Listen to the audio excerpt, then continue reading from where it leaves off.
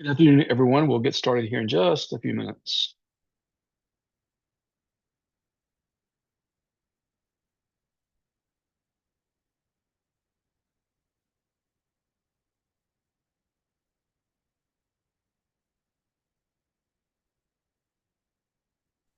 Good afternoon, everyone. We'll get started here in just a few minutes. We are live on YouTube. So for those on YouTube, thank you for joining that way.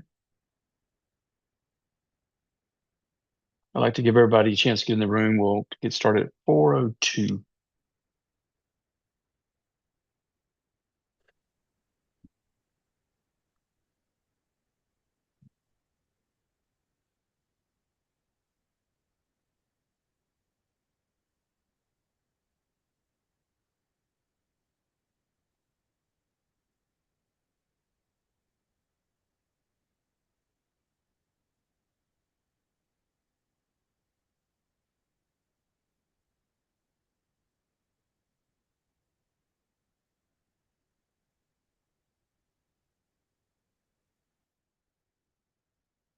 We'll get started here in just a few minutes. This is going to be a relaxed session.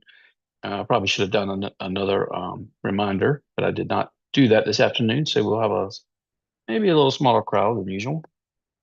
But we'll spend together about 45 minutes or whatever time you need to answer some of those questions that you've been wanting to know about. I'm going to call attention to some things that you probably aren't aware of, and we'll see if we can help you. And I have with me, joining me today is Dr. Cynthia Harper, and she's going to help us with some of these questions as well. I see that she just came online now, so we'll give everybody just about 2 more minutes to log on, and then we'll get started today.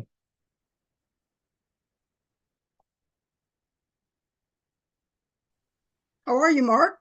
Hey, good, Cynthia. How are you doing today? I was just telling them that Good. you were joining us.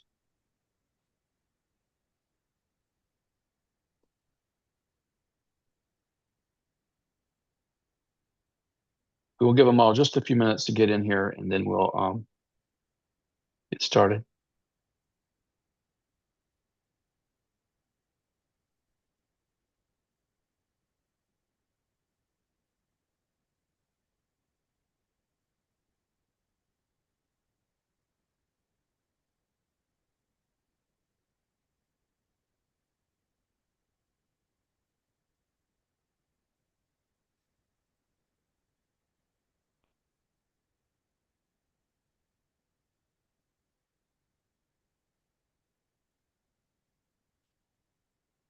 So just wanted to welcome everybody here. My name is Mark Knowles. I'm one of the founders of GovDirections, RFP Delivery. Here's my LinkedIn page, and you're welcome to link in with us. It's a great way to, if you do have questions as you go along, I usually check that. I always get a lot of messages on there, but just go into linkedin.gov and use the handle GovDirections, and certainly we welcome the opportunity to link in with you. And today we will focus really on our website, RFP Delivery. But I get questions all the time. In fact, Dr. Harper was telling me today when we were talking about the chit-chatting back and forth about this particular topic that there's a lot of questions. And a lot of times we don't even know what questions to ask. And so I thought I'd do this session today where I'm just going to address some basic questions that I get all the time in order to make sure you've got that knowledge. And then if you do have questions, you can approach us in a couple of different ways. One, you just unmute yourself, raise your hand, just acknowledge, just give us a second to acknowledge you, and then ask the question. If you don't have something to comment, though, as we're going along, make sure you keep that mute on. Sometimes I'll tap that if you forget, just to make sure that we have a good background for everybody so everybody can understand what's happening. The second way is just type into the chat box a question, and I'll come back and forth to that. Okay. And it doesn't always catch my attention as we go along, but with both myself and my guest today, Dr. Cynthia Harper, she and I work together very closely on with a lot of clients, and we've been doing this for a few years, and I think we've got a good handle on some of those questions that you might have with you. I've been doing this now, so I think, Cynthia, I might be hitting my 35th year, so it's been a while, and Wow. continues to stack up on you and sneak up on you. But GovDirections this past 2 weeks ago, we celebrated our 19th year for our website, govdirections.com. been in the sector since 1998, but we launched GovDirections in 2006 at that .com site, and then RFP Delivery in 2022. So we've been doing this for a while. But I get these common. Did you want to say something before we get started, Cynthia? No, no, no, no. I'm just glad that we're here so that we can just check the temperament of the clients and making sure that everybody feels good about themselves in this season. Thank you. Yeah.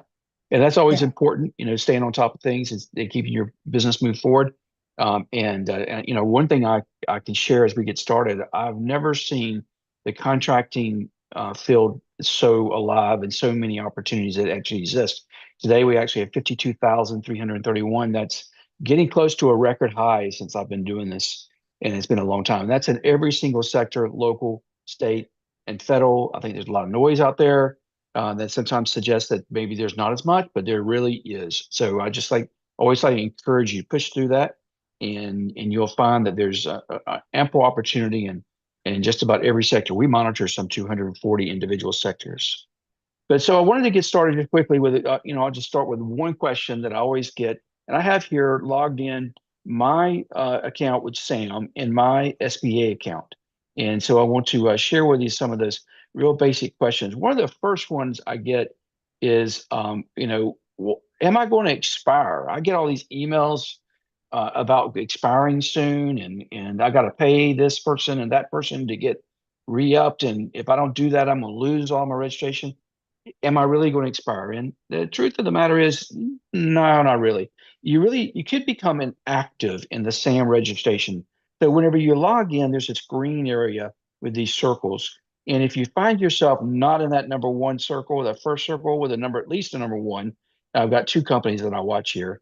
But if you find yourself in these others, then you really are in a sandbox, and you got to get back over there to the main circle. So you can become inactive. So how do you become inactive?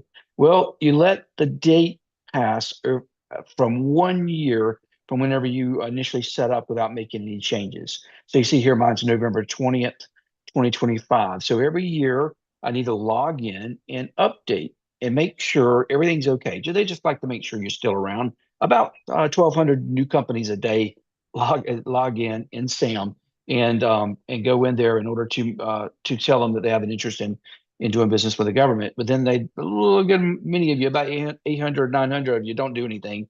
And then it just continues to pile up. So they'd like to expire them after a period of time or make them inactive. You can stay there. And if you ever find yourself in an inactive situation, you just tap right there, inactive, and do a search. And you also will find yourself when you actually go out there and search as well. But all you have to do, if you do see that, and that's because this date is not forward facing, at least one day. If it ever slips past, then you just come in, tap that inactive, you'll see yourself, and then just update your company and just add something, change it, maybe a new NAICS code, or just to go through it, all the way through it, and confirm everything's still good, then you become reactivated. The second question I always get, and I always got to make sure, because a lot of times we don't really know fully understand what SAM is. SAM is, first of all, 100% free. So if you find somebody suggesting you got to pay to get access to SAM or registered SAM or something, be careful.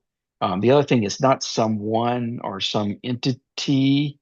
SAM is a system for award management, not a bidding platform. Okay, so when you bid, you're actually going to be bidding with the individual government itself. The SAM system basically it comes in is, I sometimes I refer to as an accounts payable system or a fraud prevention system. And so they're going through and vetting you and making sure that you got everything set up for your company, got your bank account set up and everything. And if you do, and you go through and you pass all the information to registration, then you get this thing called a UEI, Unique Entity ID.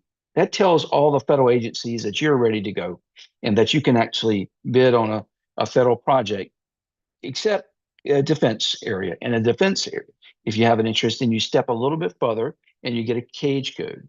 And that adds in 5 different letters and numbers that will mean something to the contracting officers who are looking to work with you. And so I like to always point that out. So you do have to be registered in SAM and have a unique entity ID in order to bid on federal government contracts. But to find them, you can come here and they're listed. There's this whole system pulls together federal contracting listings, wage determinations, the federal hierarchy, entity information. This is where you want to find out if you're on the disaster response registry. I'll show you how to do that pretty quickly here.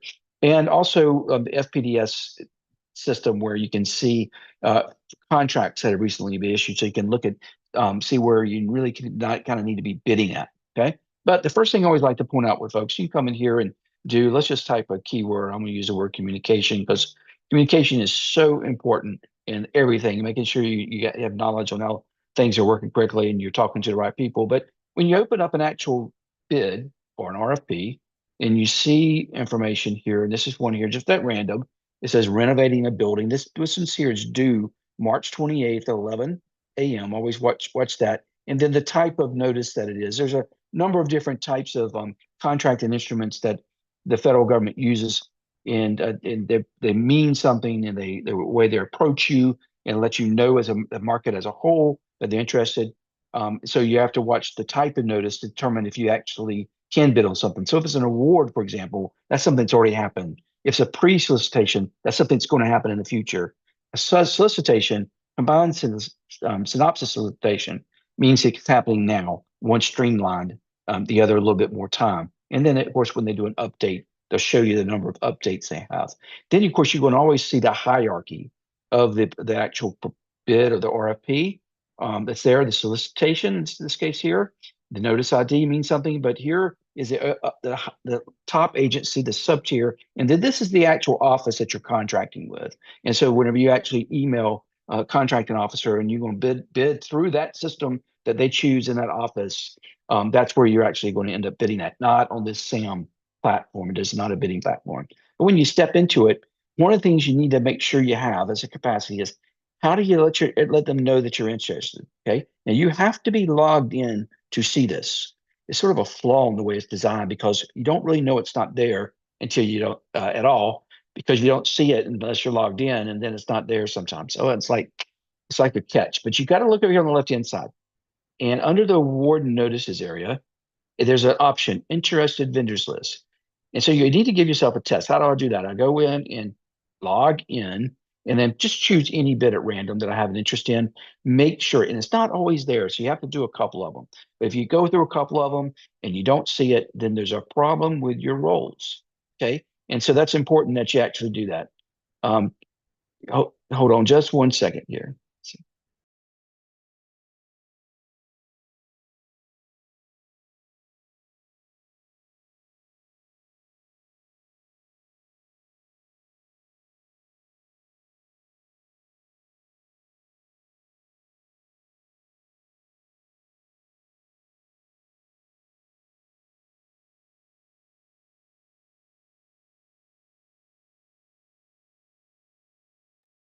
Apologize, I got a little bit interrupted there, Cynthia. But I was just going through, and as you step into the actual information here at the bottom, this is the contracting officer who's managing this process. Okay, so always look and see all of the individual information solicitations when they're updated and so forth. But you want to make sure that you let them know that you're interested, and the way to do that is to tap on the interested vendors list, and then this will actually pull information from your registration, drop your company in here. Here's mine, and then you can add yourself to the list. But at the same time, if you're a smaller company, you can look and see who else is actually interested as well, and even potentially reach out to them. The numbers are here, details are there, and potentially a way for you to communicate that you have an interest in teaming of some sort.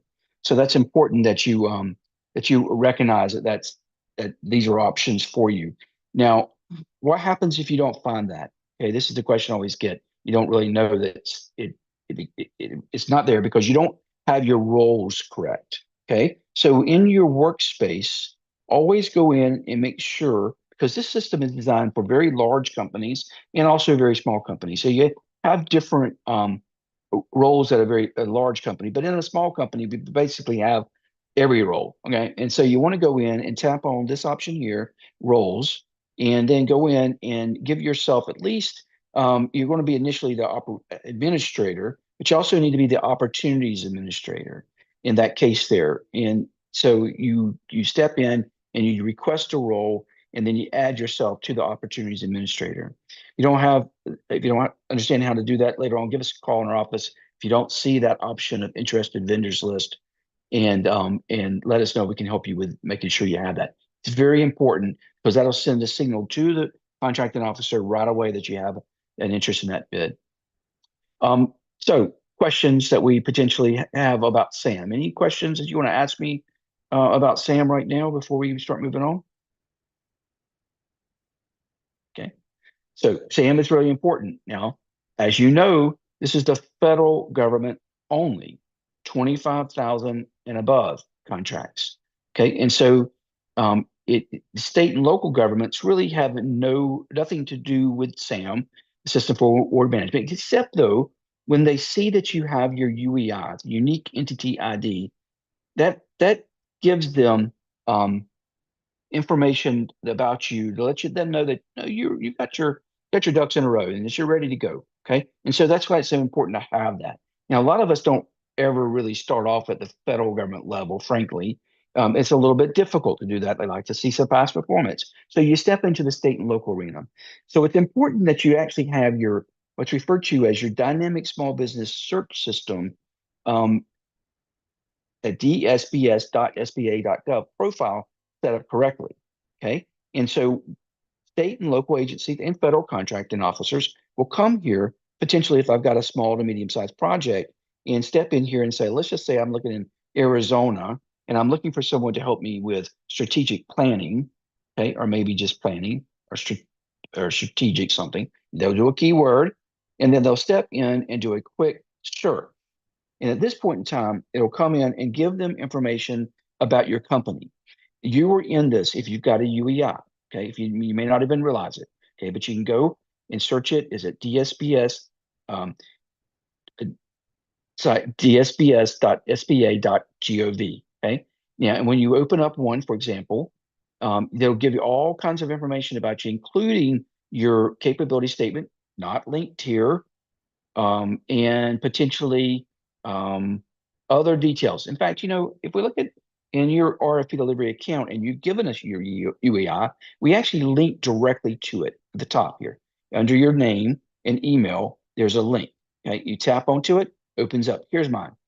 Okay, and so you see here, I have my capability statement ready to go. Tap on it, and then the contracting officer can see this. This is really the number one way to get what those commonly referred to as micro purchases, those transactions that are 25,000 and below. Because I don't necessarily have to go out as a contracting officer and bid this out. I can just pull up somebody who has interest in this and maybe call 2 or 3 of these and get a quote. Okay, so it's really important that you have everything set up correctly, hyper secure links and so forth. So you can say, how do I get to this? Because it's not your SAM registration. Okay, it's your DSBS at Small Business Administration. So you want to go to connect.sba.gov, and this is going to allow you to log in. Now, I'm already logged in. I went ahead and did this. Now, if you do not have access to DSBS over here, then you need to request access. You step here, request the access, and then it'll give you options to choose from. And then you'll choose that, and then you'll type in your UEI, and then they have to approve you. And as long as things match up, they'll ask you for I believe they ask you for your bank account number because they're going to match up to what you've told SAM. And as long as you do, then you are good to go. Okay. And then they'll give you access to that. And then when you get access to it, then you step in, you tap the UEI, and that's going to open up your profile. Okay. And on the profile, as you step into it, you can see it's drilled down sort of some of the older formatting, but this is the information they pull from SAM about you, the System for Award Management. And then this is information from other sources that they potentially have, your website and so forth. You will add that. You're going to give them some information about your company here, organization, your and so forth, your products and services, and information in your references that you potentially have on there. And for example, on your product and services, there you're going to come in and put your capabilities narrative, your capability statement link right here. Very important. Your narrative really needs to have the keywords that represent your company. Okay, and it's almost like a Googleization. So because they're going to go in there and search. And a lot of us forget to do this. And so if I did not have my capabilities narrative set in the here, then whenever I went to search in the DSPS as a contracting officer, I would not be able to find you. Okay. And so that's important that you do that. Okay. Someone said they missed how to get to the current page. So I'm going to, and this is also a recorded version, and you can pull to a little bit later, but I'm going to go through that really quickly again. Okay. This is the dsbs.sba.gov, Dynamic Small Business Search System. Everybody has their own page. It's built on your UEI. In your account here at RFP Delivery, if you type in your UEI, which is under your settings, and we encourage you to do that over and over again, when you add your UEI and you update it, then we tap it here. When you open it, it'll give you your profile for you. Okay. This is this SBA site. We link directly to it. Now, if you want, when you go to actually update it, you're going to go to connect.sba.gov. Okay. And this is going to take you to a login screen where you log in right here. Okay. In which I was already logged in. So I may have now logged myself out. But then I can go to my capabilities narrative, update that. There are options that you can make adjustments to. Some of this information you can't, it's frozen. So you won't be able to actually make any changes to that. But other types of information you might want to put in there. And then as you add it, there's going to be an option to move forward at the bottom, and it saves it. It does tell you oftentimes it takes a week to update it, but nowadays it's pretty much instant. Okay. And so it's there and it can be added. This is not where you add your NAICS codes, for example. That's still within SAM. This is not where you tell them that you're interested in the disaster response registry. That's still within SAM. Okay. Once again, while this isn't required for local and state procurement, they come to these sites and they'll use the site to find you for a lot of different reasons. So it's important that not only that you have your UEI, even if you're not doing business with the federal government, and you have your SBA profile set up correctly for you to be able to be successful in moving forward with that. Okay. And so we go into, let me see what some of the other questions. How do we revise? I think we've got that answered now. And folks are coming in and out. That's good. Okay. Can I demonstrate how to pull current contract details from FPDS? I sure can. That's another good question. So I always get that question. How do I know what to charge, Mark? That's a good one. So one way to know that and to know it better, first of all, I always tell people to make sure they charge enough to make profit. Okay, that's first. So in order to do that, you got to know how much it costs you to lay out your true cost, and then come in and then take comparative analysis exercises to make sure you're in the marketplace itself. And sometimes you might be above it, you could trim it a little bit. Sometimes you might be below it and you need to bring yourself up a little bit. Okay. And because you still want to be in a competitive range. You don't want to go in there and yourself either. Okay. And so one way to do that is to, in your SAM, for example, you can come to a site called fpds.gov. fpds.gov. Okay, there. Okay. At fpds.gov, this is if you've been watching a lot of the this new thing called Doge or Doggy, I'm not sure how they pronounce that, but it's their I think I heard Doogie the other day. So whatever they're announcing, but they're basically coming to this site here, and this has been around for decades and pulling up information, and it's like the first time they found it. So it's interesting to watch that. But you can come in here and you can type in, for example, if I was looking at custodial services at a particular park, I could name the name of the park and just type in just a typical easy search, Google type search.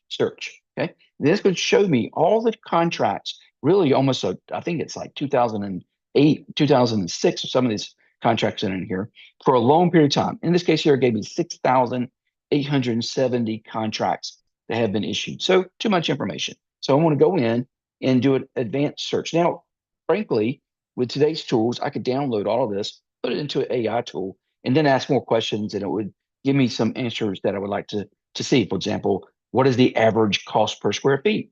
And you can thank goodness for technology and technology improvements, because it can actually calculate that for you and give you a good answer, or a good roundabout answer. And that's always important. But I like to still the old-fashioned way. I like to get my data somewhat refined. So I'll come in here and I'll add criteria. For example, I always like to say, let's look at the created date, okay? Because that's I want to have something current. So maybe we'll go back to the last 2 years, okay? In March 2023 to today. Start with that. And then I might want to actually see what I get. Now I'm down to 630. Well, I'm really more interested in Georgia, okay? Add that. Whoop, sorry. Advanced search, add, go into the state, Georgia, GA, search. Okay, now I've got myself to 13 contracts. That's a good comparative. I got 5 or 6 numbers. That's a good comparison. So this contract was in Lithonia, close to us, was issued in May for housekeeping janitorial for the National Park Service. Okay, so I step into the contract, view it. This is an extension. See that number 3. This is the 3rd year of this contract. This is actually the same contract, year 2, and then this was the original year. Okay, so I'll open that up, and this is giving me all kinds of information. Probably don't even know it's out there. So they got a $70,000 contract. That was the cost of this project. And I can look at when this project comes back up, I will know really where I kind of need to be at. This is for Southern Unit Custodial Operations for the Chattahoochee River National Recreation Area. So when that transaction comes up, then I'm able to go out there and really kind of know where I need to bid at. Now, as I have a downtime, maybe an hour or so each day, come in here and pull 4, 5, 6, 7 of these examples and maintain those in a database. And pretty soon I've got myself a good analytical tool to see where I need to be at on a per square foot basis. And I can also go into like SAM, for example, now, and just go in there and very quickly do a search and see if those bids were. And initially, it's going to show me it's going to show me inactive too as well. So I could then maybe come in and just clean that up. I got too many words there. Chattahoochee River, maybe. Okay. And pull that out. Search. And I potentially can find, oh, there it is. Custodial operations. There's the original bid. Oh, it's out right now. I didn't actually that's just random. Okay. I did not know that. So if you're interested in bidding on this one, you got a good number, 70,000 is the number that they got to win at right now. And for you to find that, most people don't take the effort. So when you tell them now that you know the answer to that, how to do it, you can go in there and have a really good competitive response for this particular bid and potentially be in the leaderboard when you go to bid. Okay, hopefully that helps you there. Okay, curious to hear more about RFP Writer. Oh yeah, that's actually a good one. Okay, so now that I know about this particular bid, okay, and I've got download all the attachments. Let me just download this attachments here. Okay, and I know the amount. Okay, and I'm interested. Okay, so ChatGPT. I like ChatGPT. It's an OpenAI platform. Come in, you got an account. You can do certain levels up to it for free. I have a premium account, so it's a little different. Now you will want to, when you log in, you will want to explore GPTs. Okay, and you can type in GovDirections RFP Writer. Okay, but mine pops up here. We've got about 650 people using it right now. So you can just type in GovDirections RFP Writer, will pop up, and then you tap on it, it opens up. And I would appreciate you giving us a good rating. It's always nice. And it's sometimes our competition will tap on the negative. It hurts too much. But it's nice to do that for anybody and help them out a little bit. Okay, but it's an RP writer to help you create a precise type of proposal. Now here, what I like to do is to just introduce myself again and to chat. And I get to where it's sort of personal, going back and forth, because I'm training my GPT. Okay, and in the process of doing that, I'll say, "Hello, chat. Okay, I'm interested in responding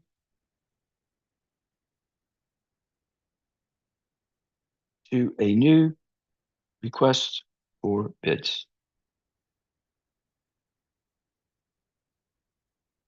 By the way,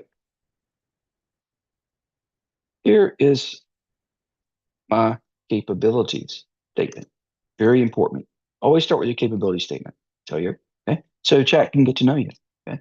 And if you have more details, always, of course, have those ready to go and available. but I always pull those out of here. And here's my going in. You don't see this, but I'm gonna pull in my sample capability statement. Okay. Please, always nice. Learn about me. Okay. Here is the proposal. Here is the bid I'm interested in. Now I downloaded those documents. Okay. And got them in a folder. And I'm going to drag them in the chat. Okay.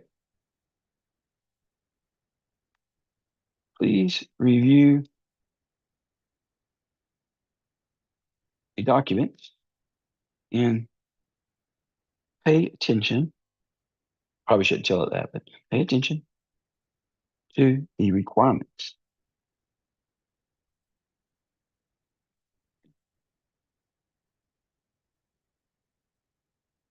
Can you prepare me a cover letter that highlights my capabilities as they relate and can fulfill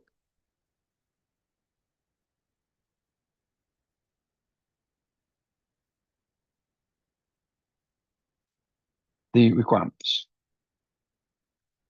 So you're going to give it instructions and you're going to have a conversation with it, okay? And I misspelled you, but that's okay. I think he's kind of used to me. I give him I refer to it as he. I don't know why I do that. It is. And so it's preparing me a cover letter. Okay. At the same time, because I'm going to try to be efficient in my work, say, go ahead and prepare a draft. Always draft because, as much as we like these tools, you really want to add your own flavor and your own information and your own details. And I'm going to show you how to do that too. Go ahead, create draft response, technical response, tying my capabilities, which are not very, very well, be honest with you, I don't have any capabilities for custodial company. I do compensation management, but I'm using it for this purposes to show you, okay? The response, tying my capabilities to the requirements. Be detailed. Okay. In the meantime, I've got my cover letter already done, and I'm starting to use more check marks, things like that. Okay. So it's got a sample. It's really kind of a small one because I really don't match up to it. I'm sure it tried very well, but there we go. So it's coming in. Okay. So right away, what I do whenever I'm taking this draft, a lot of this, first of all, you want to always read it, make sure it's factual and pulls out the information that you're seeking to highlight. Okay. And it's talking about me specifically, but I might go in and if I see some sort of demonstrated past performance, I would say, for example, I did this. Or, for example, are really the two most powerful words you can use in any proposal. Okay. So that's a demonstration of ChatGPT using the GovDirections RP Writer. The more you do, and you stay in the same conversation, always instructing Chat to or the RP Writer to build on your past information. Okay, so it continuously gets to know you, gets to know you better and about your company better. The more details you give it, the better it's going to be. Okay. How do we add GovDirection to ChatGPT again? If you're in ChatGPT, okay, go to Explore or Explore GPTs. Okay, so on the left hand side, there they'll give you an option to search, and you just look for the GovDirections or FP Writer, and it should pop right up. Okay, awesome. Thank you, thank you. Yeah, you can sit around and you know, I think sometimes we always get concerned about how technology is going to replace us. I'm a big believer in technology. Take the time, learn it. It's not that complicated. It can add tremendous amounts of value to your work.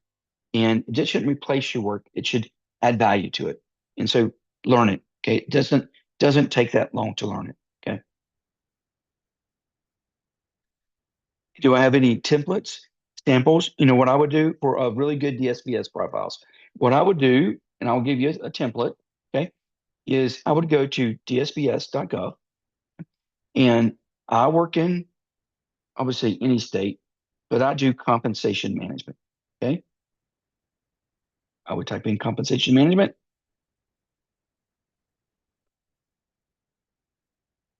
And I would search, and whoever is number one, that's the best one, best template you can get. Okay. So take that one as a guide because they're number one. They're going to always be number one every time you do that search. They did it right. Okay. It's kind of like Google. It's taking a few minutes because I did the whole country come up there. Okay. It would sure would be nice if Sam had links to these different sites instead of, yeah, I've been around to see 3 iterations of it. And understanding that a lot of the folks who design login.gov, for example, have been a part of the termination list and they're not there anymore. So as much things change over time. So you have to adapt. Okay. Sorry, it's running a little bit slow there. It's a system thank you, Cynthia. That's a little bit more. Okay, so here's number one. It went through look at me. Look at there, number two. Okay. So I did it right. So it was very clear in how I do it. So you can pull me up, see how it's done. Okay. See where I'm look at it at. Details like that. Okay. So it's important that you do that for your competition though. I've noticed ChatGPT makes a lot of mistakes. It's important to check it for accuracy. Always check for accuracy, but the mistakes really, to be honest with you, are attributed to you. You got to learn how to use it the correct way. It's no different than a bike. It's there. Okay. If I get on there and I paddle the wrong way, I'm gonna fall off the bike. Okay? So you got to make sure you're using it the right way. Okay. So the more you practice you get, the better it will actually get for you. And the more information you give it, the better result it's going to give you as well. PDF writers are helpful, but um, it's more about the instructions you give it. That is, you can't just say read the document. That doesn't really achieve the objective. You got to tell it how to read the document. You got to tell it what you're looking for within the document, and it's a step-by-step process. And the more you do it, the more things you're looking for, the more it's going to know what you're looking for. Okay, and I'm telling you that from experience now. Okay, going in some of this. Yeah, I see that comment, Joe. I just don't agree with that. So I do respect that, though. You were training it, so continue to train it and keep using it. And if it does make it something the mistake or doesn't interpret it the way you want it, then tell it that, and then say, please reframe that and look for this answer. Okay. Okay. See any more questions? Okay. How about questions you hear, Cynthia? Any questions you normally hear I haven't covered yet? No, you're doing an excellent job. You really are. Yeah. See, these are the kind of questions I get over and over and over again. Okay. And the one I get the most of is DSPS. This year, I cannot tell you how important it is. This is really, really important. So make sure you get your DSPS profile set up correctly. Okay. Spend some time doing that. Okay. Yeah. Thank you, Joe. And I just encourage keep trying. And there's better. I don't know if there's better. I think we're still at early stages of a GPT and generative technology, writing, AI in general. And I don't know where it's going, but it's going to get better. That's what I know. Okay, so it's going to as time goes by. So continue to learn and not fall behind too fast. Yeah, and you'll find you'll benefit from it. Now I don't use it for everything. Okay, but I do use it as a base. I still write all of my RFP responses. It as much as it captures what the organization wants, and that's a good part. They really do want to know what I think. Okay, and that part can't be captured really by the chat system. I can give them the answer they want using that system, but it's not giving them the answer I can help them with, the things that they really are trying to hire me for. And I got to be able to take that and give it what oftentimes called the flavor. Got to give it the flavor. Okay. And you do that through final writing. But the easy parts, we can get that laid out and laid out the right way. Okay. Do you pay a fee to use the RFP delivery chat? No, you do not.